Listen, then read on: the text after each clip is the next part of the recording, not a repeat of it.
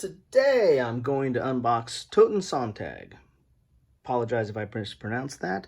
This is the second edition. It's from Lock and Load Publishing. Let's take a look at the back of the box briefly. It says this is part of the core command system. It says the core command system is easily learned and taught, perfect for an evening's entertainment. So choose your side and make some history. See there, the scale is, counters are battalions and regiments, and the map is 3 miles per hex. Complexity looks like it's a 7, and solitary replayability is a 4. It's for ages 12 plus, 1 to 2 players. It's kind of weird because 1 to 2 players, but the solitaire is a 4, and it is 1 to 3 hours time. You get one counter sheet, one 2-piece 17 by 22 inch map, one rule booklet, one player aid, and dice. As I said, it has the core command system. I'm not as familiar with it, but I've looked up a little bit about it, and it looks very interesting, the way that you do your commands. And I kind of like how that plays out, so I'd like to try that out. On here, it says here on November 19th, 1941, as the sun rose over a new day in the Libyan desert, a clock was ticking in the headquarters of the British 8th Army. They had done the impossible and surprised Erwin Rommel, the Desert Fox, slipping nearly 500 tanks behind his lines. The opportunity to crush the Afrika Korps lay within their grasp. So this looks like it's an interesting scenario as well. This is, I believe, leading up to the battle or siege of Tobruk. Let's get in here and see what we get inside this box. So it's lock and load, and good box, good sturdy box, kind of a small box. I guess it's like a 1-inch box, but it's a good sturdy box. There's not a lot in here, so there's not need for a huge box. 2 dice. You get the rules manual, and this is 2nd edition manual 2.1, so I don't know how many different editions there have been.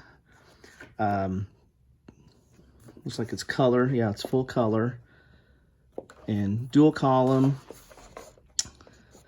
This looks like typical lock and load layout of the rules. That does not look that heavy. You get 7 pages. There's some ads in the back here. You get 7 pages, but the last 6 and 7 looks like it's mostly the setup of the game.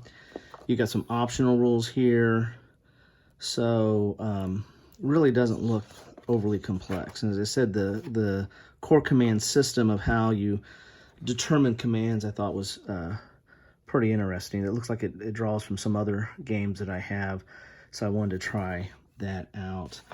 Here is your player aid.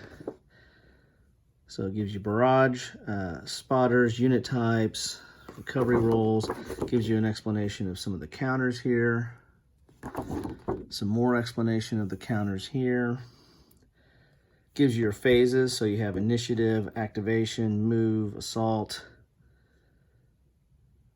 overrun, artillery barrage, and combined arms tactics.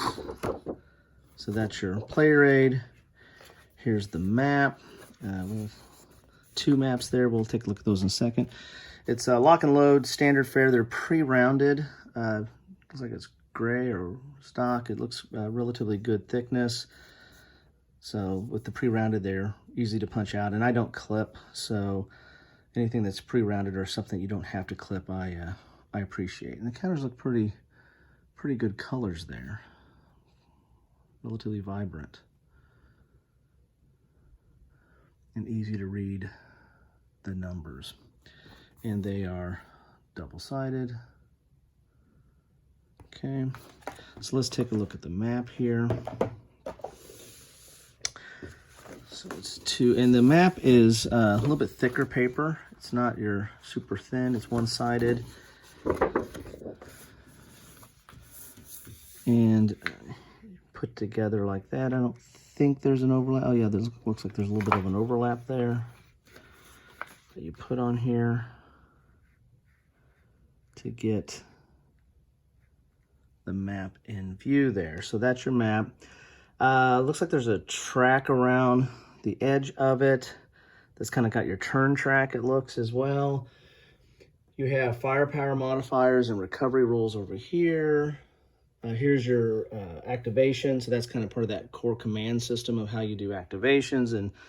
And again, it looks like an interesting system. I'd like to get into that. Once I get a chance to get this to the table, I might do something more on that to let you know how I feel about it.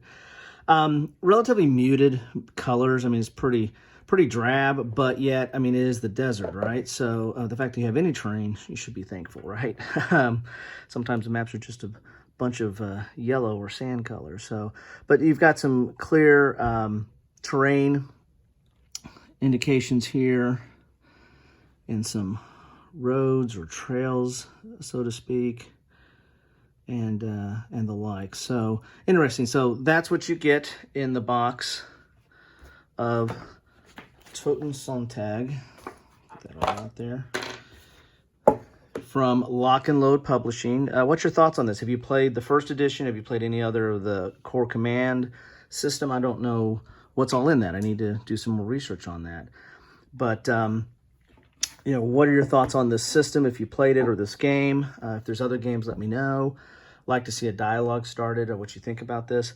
This is, you know, Lock and Load is you know, is kind of part of their, I don't know if this is like their on-demand or if this is part of their just side type of games, because it's not part of their core, you know, which is World at War 85 now and Lock and Load Tactical.